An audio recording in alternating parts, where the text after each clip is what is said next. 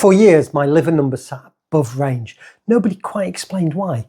Turns out the answer was the tablet I was taking to protect my heart. Statins, the medication meant to look after me, was showing up in my own blood tests as liver stress. I didn't clock it for years because nobody had connected the two out loud. 13 years of NHS blood tests, mine, one person and every single medication change. Tracked with blood tests before and after. What I want to show you today is the exact month my liver numbers turned around and the letter that finally closed the loop 2 years later. The blood test from December 23 that started the question, what happened to my liver enzymes 1 month after I stopped the statin, and the GP letter last December that put it in writing, optimal. There's a genetic study I came across, UK Biobank, hundreds of thousands of people out of Singapore and Harvard that found something I wish I'd known back in 2012. A specific gene pathway tied to both your liver enzymes and your LDL cholesterol. Same pathway, not two separate systems sitting next to each other by coincidence. Which matters because for 11 years I was on a tablet designed to move one of those numbers, cholesterol, without anyone really watching the other one. Here's the plain version. ALT is an enzyme your liver leaks out when its cells are under stress, not failing, stressed. Think of it a bit like your liver's own version of a smoke alarm. Low background level, normal. Rising level, something's irritating it. Mine had been irritated for a long time. 2012, 37, fine. 2016, 39, still fine, technically. 2023, 69. Reference range tops out at around 40. I was 73% above it and I'd been on statins the entire time. Think of your liver a bit like a diesel engine that's been fed the wrong fuel for years. It copes. Diesel engines are stubborn. They'll run on the wrong stuff for a long time before anything visibly breaks. But every tank does a bit of damage and it adds up quietly in the background. No warning light, just a slowly rising number on a printout. If anyone's actually reading it, no one was reading mine, not with any alarm. The liver kept coping, and coping isn't the same as fine. I want to be honest about the limits of what I actually know here.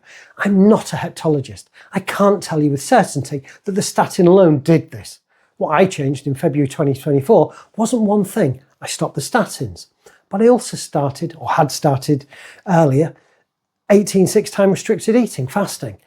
And I'd also started water fasting for days at a time. And I had cut out ultra-processed food down to less than 20%, 10 to 20% as an average. And all three things moved at once. What I can show you is what the blood test showed and when. This isn't only a statin story either. It's worth saying once and moving on. If you're on any long-term medication, not just a cholesterol tablet, an alt figure buried in a routine printout is worth actually reading, whether you've got a diagnosis attached to it or you're the sort of person who glances at normal and turns the page. Which brings me to the myth I want to properly take apart because I believed it myself for over a decade. Elevated liver enzymes are just borderline, not a big deal. So long as the number's technically inside a range someone drew on a chart. My GP told me in December 23, everything looks fine, stay on your meds. Cholesterol was worse than when I'd started 11 years earlier. ALT was at 69. Fine meant controlled by the system I was already on, not healthy.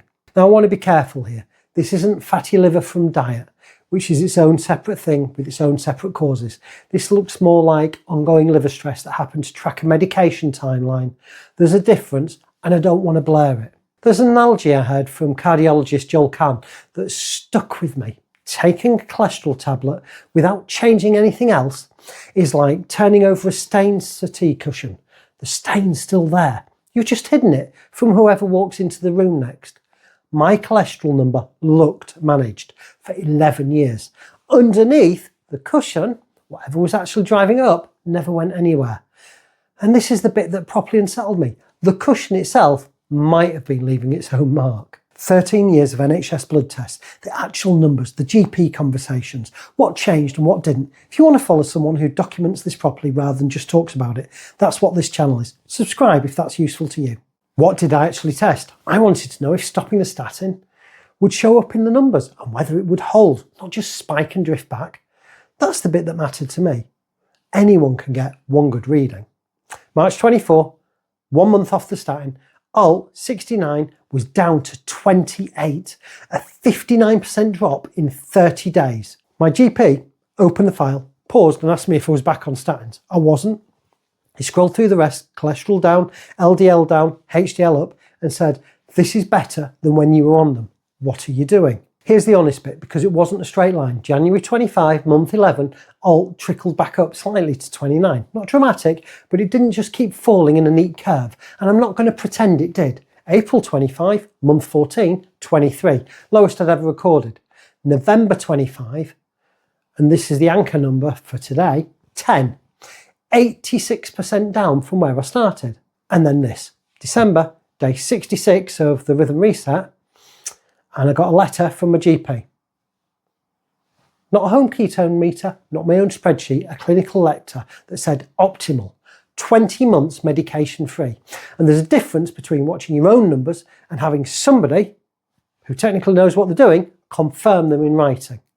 And this closed the loop for me. Struggle, honestly, I don't fully know why it ticked up at month 11 before falling again. Could be diet variation, could have been Christmas. Could be something I didn't track closely enough. I'm not going to invent an explanation that I don't have. If I was starting this from scratch, knowing what the data showed, the one thing I'd have done earlier is ask for the actual number, not the flag, borderline and abnormal but expected, that was sat on my printouts for over a decade. I never once asked my GP to say the figure out loud. So next routine blood test, if you're on a long-term medication of any kind, ask specifically for your alt, not just whether it's in range, ask them to pull the last few years. If your surgery's got them on record, which they do, and look for the pattern, see what direction it's going. Track it, don't judge it off one reading. Mine went 69, then 28, then ticked up to 29, then 23, then 10.